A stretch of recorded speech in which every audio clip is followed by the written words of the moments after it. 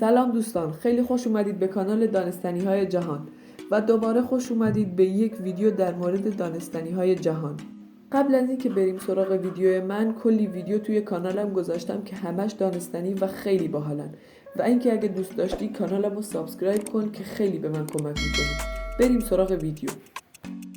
ماک یک شرکت خودروسازی آمریکایی بود که در دهه 1960 تأسیس شد و در سال 1970 تولید خودروهایی با نام ماک 1 آغاز شد.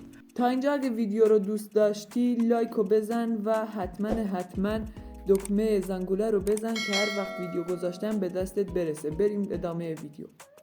ماک در طول تاریخ خودروهایی با طراحی و خصوصیات منحصر به فرد تولید کرد، از جمله خودروهایی با سبک ورزشی و قدرتمند مانند ماک 1 و ماک 2 تا خودروهایی با طراحی عجیب و غریب مانند ماک پکر. خیلی ممنون که تا اینجا این ویدیو رو تماشا کردید. تا ویدیوی دیگر بدرود.